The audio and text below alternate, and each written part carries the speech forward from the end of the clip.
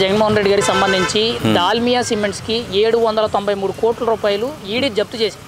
అంటే గతంలో జగన్మోహన్ రెడ్డి గారి మీద అయితే ఏవైతే అవినీతి ఆరోపణలు ఉన్నాయో వాటికి సంబంధించి ఆస్తులు ఈయన దారాదత్తం చేసేసారు, వాళ్ళకి అమ్మేశారని చెప్పి ఇప్పుడు ఈడీ జగన్మోహన్ రెడ్డి గారి మీద యాక్షన్ తీసుకుంటారు. ఎలా చూడాలంటారు జగన్మోహన్ రెడ్డి గారి వ్యవహారాలు అధికారాన్ని అడ్డం పెట్టుకుని ఇలా చేయడం అనేది?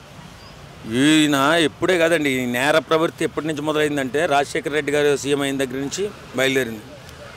వాళ్ళ తండ్రి సీఎంగా ఉన్నప్పుడే చాలా వరకు ఆస్తులు కూడగట్టేశాడు. ఈయన చాలా వరకు కబ్జాలు చేసేసారు వాస్తవంగా. లేకపోతే అప్పుడు ఈడీ ఇది 750 కోట్లు కదా, అప్పుడు చాలా 30,000 కోట్లేమో కానీ జప్తు చేసింది. ఎన్ని కోట్లు జప్తు చేసిందో కరెక్ట్గా లెక్క తెలియదు, కానీ చాలా ఘోరంగా దోచేశాడు ఈయనైతే మాత్రం.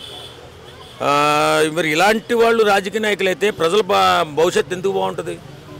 ఇప్పుడు రాజకీయ నాయకులు దోపిడీదారుడైతే పేదవాడుగానే మిగిలిపోతాడు. కాబట్టి ఇలాంటి వ్యక్తుల్ని ముందుగానే గుర్తించి వాళ్ళని జైల్లో పెడితే కానీ సమాజం బాగుపడదు. వాస్తవంగా ఈ వాస్తవాన్ని గ్రహించాలి ప్రతి ఒక్కరు కూడా. ఇప్పుడు జగన్మోహన్ రెడ్డి గారి కేసులు మొదలయ్యి వాళ్ళ తండ్రి గారి హయం అంటే ఇప్పుడు వరకు దాదాపుగా 12-15 ఏళ్ళు అయింది. ఇప్పుడు వరకు కూడా కేసులు ఉండి ఎదరకు వెళ్ళడం లేదు, ఈయనకి జైలు శిక్ష పడడం లేదు. కానీ ఇంకా కూడా అవినీతి ఆరోపణలు రోజు రోజుకి కూడా పెరుగుతున్నాయి. ఎలా చూడాలంటారు ఇవన్నీ? ఆయన ఎంత గొప్ప మనిషి అంటే దేన్నైనా మేనేజ్ చేయగలుగుతాడు, కోర్టులనే కాదు దేన్నైనా మేనేజ్ చేయగలుగుతాడు డబ్బుతోటి. కాబట్టి ఇలాంటి వ్యక్తులు ఉన్నంతకాలం దేశం ఇలా పేదరికంలో మగ్గిపోతూనే ఉంటుంది. కూలివాడిగానే ఉంటాడు. 1,00,000 కోట్లు సుమారు అప్పట్లో దోచాడని చెప్పి 32 కేసుల్లో ఉన్నాడు ఈయన. ఆ కేసుల్లో బెయిల్పైన ఉన్నాడు. కానీ ఇప్పటికీ కూడా అతన్ని నమ్మి చాలామంది అతని అనుచరులు నమ్మి మా దేవుడు అంటున్నారంటే ఇంక ఇప్పుడు జనాలు మన బుద్ధే మారకపోతే మనం మాత్రం ఏం చేయగలుగుతాం? అంటే జగన్మోహన్ రెడ్డి గారు ఆయన ఏ తప్పు చేయలేదు, నిజాయితీగా రాజకీయాలు చేస్తున్నారని ఆయన చెప్తూ ఉంటారు, వాళ్ళ కార్యకర్తలు చెప్తూ ఉంటారు. మరి ఇక్కడ వచ్చే కేసులే ఏంటి, ఇక్కడ జరిగే అవినీతి ఏంటంటే? ఈ డబ్బు అంతా ఎక్కడి నుంచి వచ్చింది? ఆకాశం మీద పడిందా? ఆకాశంలోంచి వర్షం పడినట్టు పడుతుందా ఏంటి?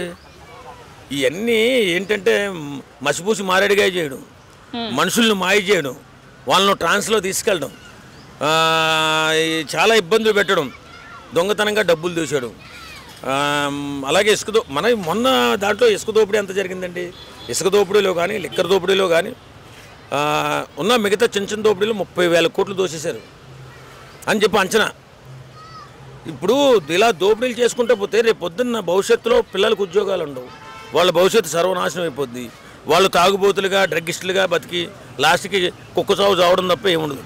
ఇలాంటి జగన్మోహన్ రెడ్డి లాంటి నాయకులు చాలామంది ఉన్నారు. మరి అదే ఈయన ఒకటే బయటపడ్డాడు ఇప్పుడు. అవునండి, ఇప్పుడు అదే జగన్మోహన్ రెడ్డి గారు మరి నేను సుపరిపాలన చేశాను, పథకాలు ఇస్తున్నాను, అవి ఇచ్చాను చెప్తున్నారు, మీరేమో అభివృద్ధి లేదని చెప్తున్నారు. మరి ఇక్కడ జరుగుతున్న అవినీతికి అభివృద్ధి లేకపోవడానికి ఈ సుపరిపాలనకి అసలు ఏమైనా సంబంధం ఉందంటారా? అభివృద్ధి ఎక్కడ ఉందండి? ఏదంటే ఒక 2 ఐటీ కంపెనీల పేర్లు చెప్పండి, ఒక 2 పెద్ద ఫ్యాక్టరీలు ఏమైనా పెట్టినట్టు చెప్పండి. ఏం లేదు. ఆయన ఇంట్లో కూర్చుంటే ప్యాలెస్లో వచ్చిన రెవెన్యూ తర్వాత అమ్మినటువంటి భూముల డబ్బును ఏం చేశాడు? బటన్ ద్వారాగా పేదల సంక్షేమం అనే పేరుతో బటన్ ద్వారాగా అందరికీ ఇచ్చాడు. అంటే కడుపు నిండినోడికి ఇచ్చాడు, ఆకలితో సచ్చేవాడికి ఇచ్చాడు.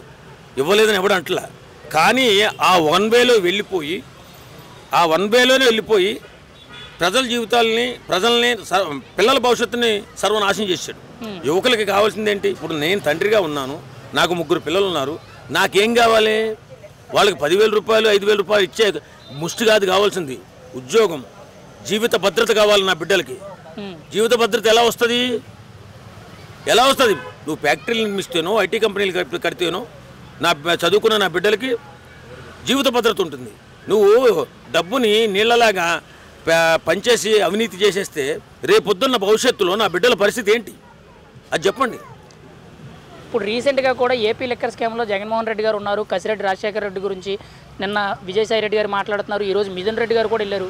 మరి ఈ లిక్కర్ స్కామ్లో కూడా జగన్ గారి హస్తం ఉందని చెప్పి మాట్లాడుతున్నారు, మీరేమనుకుంటున్నారు సార్? జగన్ హస్తం లేకుండా ఎక్కడ జరుగుతారు? ఒక సీఎం హస్తం లేకుండా ఈ లిక్కర్ స్కామ్లు కూడా జరిగిపోతాయా?